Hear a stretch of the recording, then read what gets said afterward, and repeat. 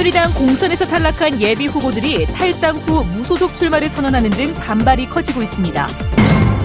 텃밭이 인기를 끌면서 텃밭 공간을 확보하기 위해 국가 소유의 개발 제한 구역에 텃밭을 만드는 방안이 추진되고 있습니다. 헌법재판소가 심야의 청소년 인터넷 게임을 차단한 강제 셧다운제가 합헌이라고 결정해 게임 업체들이 당혹해하고 있습니다. 오늘 대구의 낮 최고 기온이 30도를 넘어서 올 들어 가장 더웠습니다. 더위가 계속될지 자세한 기상 상황 알아봅니다. 네, 계속해서 대구 경북 소식 전하겠습니다. 청소년의 심야 인터넷 게임을 강제로 차단하는 법이 합헌이라는 헌법재판소 결정이 최근에 내려졌습니다. 이 게임을 문화라기보단 마약이나 도박처럼 중독성 물질로 본 건데 지역의 게임 업체들의 우려가 커지고 있습니다. 금교신 기자가 취재했습니다. 지난달 24일 헌법재판소는 16세 미만 청소년들의 심야 인터넷 게임 접속을 막도록 한 청소년 보호법, 즉 강제 셧다운제에 대해 합헌 결정을 내렸습니다. 헌법재판소는 강제 셧다운제가 청소년의 인터넷 게임 중독을 예방하려는 입법 목적이 정당하고 이를 위해 일정 시간대에 인터넷 게임 제공을 일률적으로 금지한 것 또한 적절한 수단이라며 합헌 결정을 내렸습니다. 이번 결정에 따라 심야에 청소년에게 인터넷 게임을 공급할 경우 2년 이하 징역 또는 1,000만 원 이하의 벌금에 처해지게 됩니다. 차세대 문화 콘텐츠 산업으로 주목받으면서 지난해 1,500억 원의 관련 매출로 상승세를 이어가던 지역 게임 업체들은 헌재의 결정에 당혹감을 감추지 못하고 있습니다. 무엇보다 청소년 문화인 게임을 마치 마약이나 도박과 같이 청소년에게 해악을 미치는 것으로 법원이 낙인을 찍었다고 보기 때문입니다. 직접적인 경제적인 그런 것도 있겠지만, 종사하는 사람들의 어떤 사기 문제라 할까, 어떤 그런 것들이 영향을 미치죠. 강제 셧다운제가 제대로 지켜질지에 대한 의문도 제기합니다. 아이디를 어머님 아이디를 어떻게 쓴다든가 또 이런 또 악영향일 수도 있고요. 실효성 부분에서도 좀 떨어지는 건 사실이고요. 문화에 대한 과도한 규제가 과연 합당한가에 대한 의문도 제기되고 있습니다. 국가가 직접적으로 개입을 해서 그런 식으로 강제한다는 것 자체가 기본적으로는 문화의 개념 자체에 위배된다고 보거든요. 문화의 가장 중요한 개념이 다양성이고 자율성이라고 했을 때 소수 의견을 낸 헌법재판관도 과도한 규제로 국내 인터넷 게임 시장이 위축될 우려가 있어 법익의 균형성을 갖추지 못했다면서 반대 의견을 내 이번 결정이 장기적으로 게임 문화와 게임 산업 발전에 적지 않은 부정적 영향을 미칠 것으로 우려되고 있습니다. MBC 뉴스 금교신입니다. 새누리당 공천에서 탈락한 예비 후보들이 탈당 후 무소속 출마를 선언하는 등 반발이 커지고 있습니다. 경선 과정에서 불거진 여론조사의 문제점도 슬그머니 덮였다는 지적도 나오고 있습니다. 이상원 기자가 보도합니다. 도덕적 결함 문제가 불거져 어제 새누리당 대구공천관리위원회에서 공천이 철회된 강성호 대구 서구청장 예비 후보는 당의 결정을 받아들일 수 없다며 반발했습니다. 강 예비 후보는 공천 철회 배경에 정치적인 음모가 있어 승복할 수 없다며 탈당한 뒤 무소속으로 출마하겠다고 밝혔습니다. 주민들과 함께 이 억울한 일을 풀어서 무소속으로라도 당선되자 하는 것이 주민들의 요구입니다.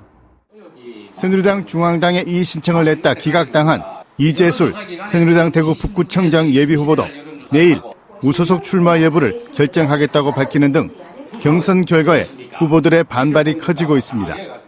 무소속 출마하실 건가요? 내일 지지자들하고 결정하기로 이야기를 해놨습니다. 새누리당 경선 과정 내내 여론조사의 공정성 시비가 끊이지 않았지만 후보들이 제기했던 이 신청이 대부분 기각되면서 시시비비를 가리지도 못한 채 묻히게 됐습니다. 국민에게 공천권을 돌려준다는 상향식 공천을 시행했지만 껍데기만 상향식이었다는 불만이 곳곳에서 터져나오면서 지역 새누리당이 심각한 공천 후유증을 앓고 있습니다. MBC 뉴스 이상훈입니다. 새누리당 경북도당은 오늘 당사 5층 강당에서 6.4 지방선거에 출마할 후보자들의 공천장 수여식을 했습니다. 오늘 수혜식에는 이철우 도당위원장 등 경북 지역 국회의원과 시장, 군수 등 기초단체장 공천자 21명, 광역의원 공천자 60명이 참석했습니다. 정원에 두세 배가 넘는 관광객을 태우고도 구명조끼 착용 안내조차 하지 않은 목선이 적발됐습니다. 안동 하회마을의 나룻배인데 유네스코 세계문화유산에서 세월호 참사 후에도 이런 일이 벌어지고 있었습니다. 엄지원 기자가 취재했습니다. 하회마을 내 위치한 나루터에 낡은 목선이 한 척 세워져 있습니다.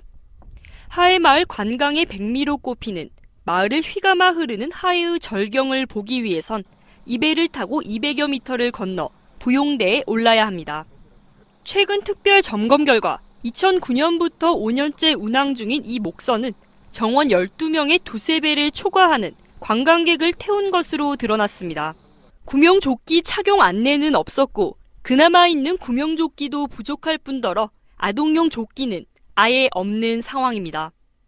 수심 또한 2, 3m로 깊고 유속도 빨라 자칫 인명피해로도 이어질 수 있었지만 한 달 전 세월호 침몰 참사가 난 이후에도 이 나룻배는 정원에 두세 배가 넘는 관광객을 태운 채 부용대를 오고 갔습니다. 안동경찰서는 안전규정을 위반하고 목선을 운항한 혐의로 하회마을 보존회 이사장 59살 유모 씨와 선원 54살 유모 씨를 불구속 입건했습니다. 일시적으로 몰렸을 때 말 그대로 콩나물 싣고 다니잖아요. 익사사고가 발생했다든가, 뭐 이렇다면은 또 뭐 몰라요. 단지 정원투가 조금 됐다고 해가지고. 주말과 공휴일마다 하루 20여 회 이상 운항하며 국내외 관광객 수천여 명을 태운 나룻배. 대형 사고를 경험하고도 여전히 안전 불감증에 빠져 있습니다. MBC 뉴스 엄지원입니다. 세월호 참사 희생자를 추모하는 대구 합동 분향소에 지금까지 5만 8천여 명이, 경북에는 1만 6천여 명의 조문객이 다녀가 대구 경북 합동 분향소에는 설치 보름 만에 7만 5천여 명의 조문객이 다녀갔습니다. 가족들을 돕기 위한 성금은 대구 공동모금회에 7억 8천여만 원, 경북에는 1억 8천여만 원 등 9억 6천여만 원이 모였습니다. 내 가족이 먹을 야채를 집 근처에서 직접 키울 수 있는 텃밭이 인기입니다. 하지만 도심의 공간이 부족하다 보니 한계가 있을 수밖에 없었는데요. 국가 소유의 개발 제한 구역에 텃밭을 만드는 방안이 추진되고 있습니다. 윤영균 기자가 취재했습니다. 대구시 수성구의 한 공영 주말 농장. 상추와 고추, 깻잎과 파프리카 등 각종 채소들이 곳곳에서 자라고 있습니다. 환경오염으로 우리의 밥상이 위협을 받고 있다지만 이곳에서 텃밭을 가꾸는 이들에겐 먼 나라 이야기입니다. 제가 키우고 제가 먹는 거라서 좀 더 신경이 가고 또 아무래도 사 먹는 것보다는 충분하게 또 제가 관심을 갖다 보니까 또 먹을 때는 더 맛있는 것 같고 또 좀 자랑스러운 느낌도 들고 그래요. 대구에서 운영되고 있는 주말 농장은 30여 곳. 하지만 회원 자격이 있어야 이용할 수 있는 곳이 상당수고 한 번 분양을 받으면 2, 3년씩 연장하는 경우가 많아 신규 경쟁률이 2, 3대 1을 훌쩍 넘깁니다. 신청했는데도 일단은 경쟁자가 너무 많으니까 탈락되신 분도 많고 해가지고 내년에는 꼭 하시겠다고 하시는 분들도 굉장히 많거든요. 이렇게 텃밭이 인기를 끌면서 정부가 이런 국가 소유의 개발 제한 구역 땅을 주말 농장으로 조성하기로 했습니다. 전국적으로 34만 제곱미터, 대구의 경우 6만 6천 제곱미터 정도를 텃밭으로 활용할 수 있게 되는 겁니다. 토지 구입 비용이 필요 없기 때문에 지금보다 훨씬 싼 가격에 분양을 받을 수 있습니다. 급수시설을 하거나 화장실을 하거나 또 주차장이 있어야 됩니다. 그런 시설을 하기 위해서는 최소 비용이 듭니다. 그렇지만 우리 거기 농사를 짓는 사람들에게 100% 다 받지는 않고 일부 조그마한 비용은 받아서. 대구시는 빠르면 내년부터 개발 제한 구역 40여 곳에 주말 농장을 열 수 있을 것으로 예상하고 있습니다. MBC 뉴스 윤영균입니다. 포항의 음식물 폐수 처리장 가동이 중단된 이후 폐수 처리가 닷새째 이루어지지 않고 있습니다. 처리 비용을 지불하지 않았기 때문인데 사태 해결에 난항이 예상돼 쓰레기 대란이 우려됩니다. 김영일 기자가 보도합니다. 지난 2011년부터 한국환경공단이 건설을 맡아온 포항 음식물 폐수 처리장. 정상 가동되지 못해 하루 90톤의 음식물 폐수를 울산 지역 업체로 위탁 처리해 왔습니다. 하지만 4억여 원의 처리 비용이 지불되지 않으면서 지난 9일부터 외부 위탁 처리마저 중단됐습니다. 지난 닷새간 위탁 처리가 중단되면서 이렇게 400여 톤의 음식물 폐수가 임시 보관되고 있습니다. 외부 위탁 처리 중단 사태가 장기화될 경우 음식물 쓰레기 대란마저 우려됩니다. 어떤 근본적인 해결책이 나오지 않으면은 곧 심각한 문제가 발생하지 않을까 생각이 듭니다. 환경공단과 공법사는 성능 보증 확약서를 통해 정상 가동되지 않을 경우 법적 경제적 책임을 약속했지만 지금 와서는 책임 소재가 명확하지 않다며 손을 놓고 있는 상태입니다. 소송 중이니까 그 소송 결과에 의해 가지고 책임 소재를 논하고 그에 따라서 비용 부담을 하는 게 맞는 것 같고, 예. 더구나 환경공단은 현재 은폐수 처리장의 정상 가동을 위해서는 포항시의 추가 예산을 매달 5천여만 원씩 더 지원해달라는 입장입니다. 하지만 이미 한 차례 정액돼 사업비가 98억 원까지 늘어난 상태에서 매년 6억 원씩을 더 투입해야 된다는 건 무리한 요구입니다. 환경공단의 이 시설 비용과 모든 책임 부분에 있어서 그 손해배상 청구와 구상권 등 강력한 요구를 해야 된다고 생각됩니다. 벌써 4년째 포항시도 밑빠진 독에 물 붓기식으로 소용도 없는 혈세를 더 이상 낭비하지 말고 이제는 철저히 잘잘못을 가리고 법적 경제적 책임을 물어야 할 때입니다. MBC 뉴스 김형일입니다. 대구시가 이달 중에 국방부에 K2 이전 건의안을 제출하기에 앞서 내일 한국폴리텍대학 섬유패션 캠퍼스에서 시민 공청회를 엽니다. 대구시 건의안에 따르면 K2 이전 사업비는 약 3조 5천억 원으로 이전 땅 매입과 군공항 건설, 이전 주변 지역 지원 등에 쓰고 이 비용은 K2 땅의 절반 정도를 산업과 상업, 주거와 레저 등이 결합된 대구 휴노믹시티로 개발해 마련되는데 이전이 마무리되려면 적어도 9년 정도가 걸릴 것으로 내다봤습니다. 네, 오늘 더우셨죠? 대구와 경북 일부 지역의 낮 기온이 30도를 넘어 올 들어 가장 기온이 높았는데 당분간 평년 기온을 웃돌 것으로 전망됩니다. 정미옥 기상캐스터입니다. 오늘따라 거리를 걷는 사람들의 옷차림이 한결 가벼워 보입니다. 반팔을 입은 사람도 있고 손으로 햇빛을 가리는가 하면 양산을 쓰기도 했는데요. 대구의 아침 기온은 16도에 머물렀지만 오후가 되면서 기온이 빠르게 오르기 시작해 낮 최고 기온이 30.7도까지 올라 올 들어 가장 높은 기온을 기록했습니다. 평년 최고 기온이 24.3도인 것을 감안한다면 6도 이상 높은 기온입니다. 이렇게 햇볕 아래 서 있으니 여름이 성큼 다가왔음이 피부로 느껴지는 하루입니다. 네, 너무 더워가지고 밥 먹고 그냥 아이스크림 사러 나왔어요. 이렇게 기온이 많이 오른 이유는 남서쪽으로부터 따뜻한 공기가 유입된 데다 한낮에는 강한 햇빛이 더해졌기 때문인데요. 더불어 자외선도 강해져 오늘 자외선 지수는 매우 높은 단계까지 올랐습니다.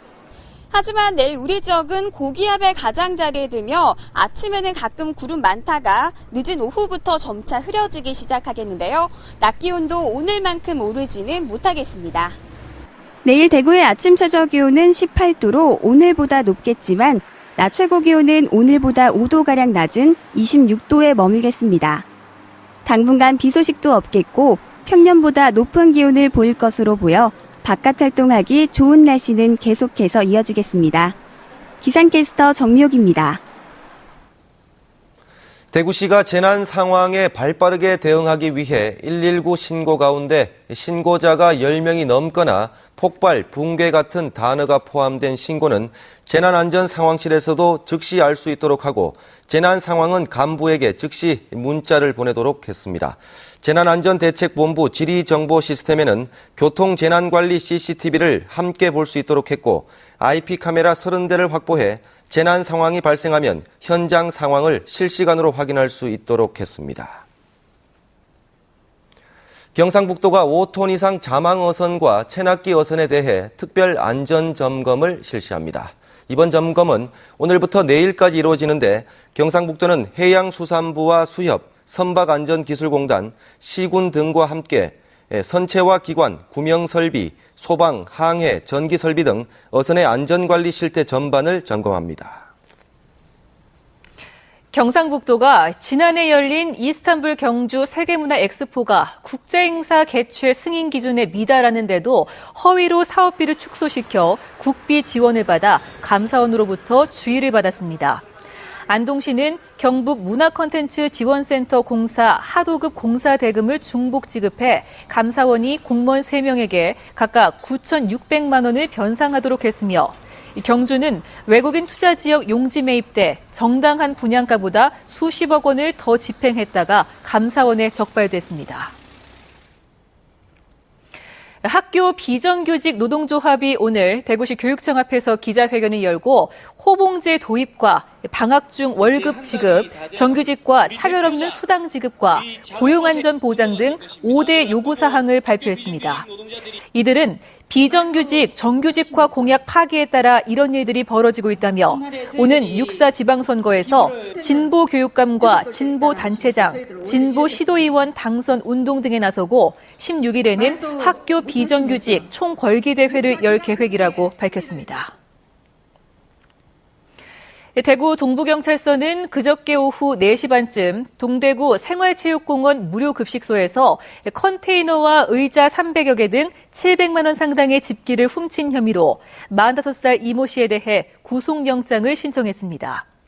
경찰 조사 결과 같은 범죄로 실형을 살고 나온 이 씨는 지게차와 화물차를 준비해 컨테이너를 통째로 훔쳤고 다른 곳에서도 2건의 절도를 저지른 것으로 드러났습니다. 금융감독원이 주택금융공사의 장기 주택담보대출인 보금자리론을 판매할 수 있는 22개 재무건전성 우수저축은행을 선정한 결과 대구의 드림저축은행과 구미의 오성저축은행이 선정됐습니다. 드림저축은행과 오성저축은행은 이에 따라 전산 개발 작업이 완료되는 다음 달 중순부터 10년에서 최장 30년간 대출 원리금을 나눠 갚도록 한 보금자리론을 판매할 계획입니다. 네, 지금까지 대구 경북 소식 전해드렸습니다. 여러분 고맙습니다. 안녕하십니까. 스포츠